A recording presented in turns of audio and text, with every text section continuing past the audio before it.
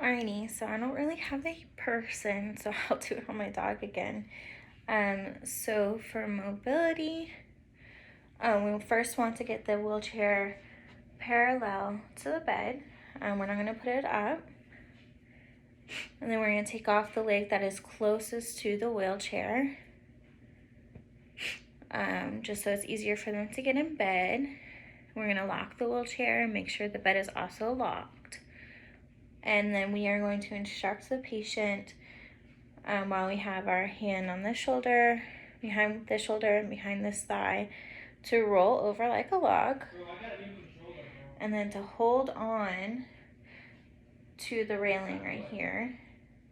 And now we're going to move you into a dangling position. You put their arm underneath their shoulder, closest to you, underneath their thigh here, and you help them to a dangling position, and you wait a second in case they're dizzy. Then you get a gait belt.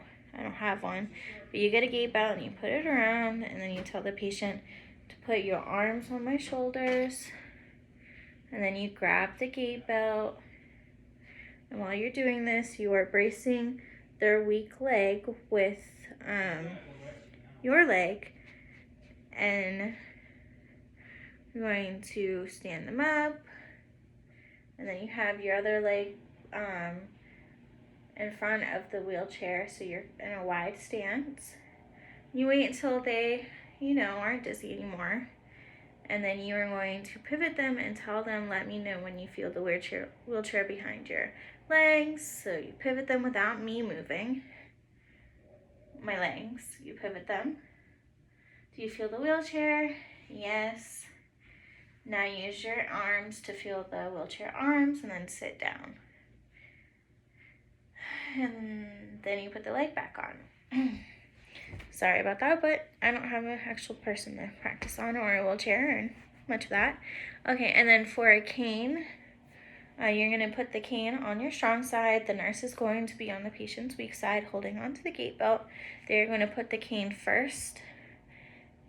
Put it first when you step, then your weak leg, then your strong leg. And then input and output, we use that to measure the patient's intake and outtake. It is used to identify risk for any extra fluid or not having enough fluid. And then for the Blue Cocos machine, you would turn on, put the strip in.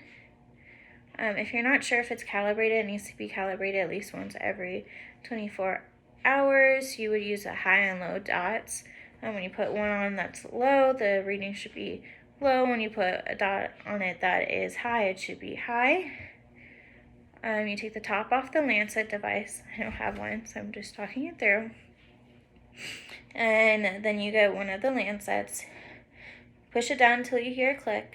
You take off the little lid on it, and you put it down. Then you put the big lid on, and you screw it. And then you're going to massage their finger, have them put it down. You're going to use alcohol to sterilize it. Then you're going to prick the finger with the device. Then you're going to use another alcohol wipe and wipe away the first drop of blood. And then you are just going to get another drop of blood with the Lancet and read the Blue Cocos. You dispose of that. And then you are going to remove the lid. Remove the lid of the device. Then you're going to get the lid of the Lancet, put it in, push it in until you hear it click. Then you're going to push the release button and put it into the bucket. For the urine culture, we want to use a mid-clean stream catch. So you give them a used cup, you tell them clean each side, front to back, and once down the middle.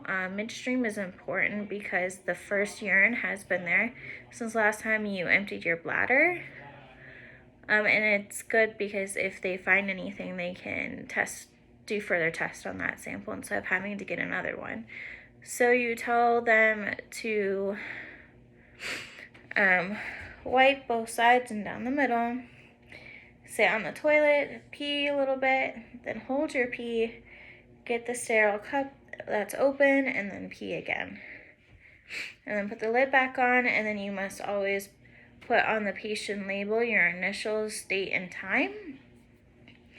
And then stool specimen is pretty self-explanatory, but you get the culture, you put in a sterile cup, you put on the patient label, initials, date, and time.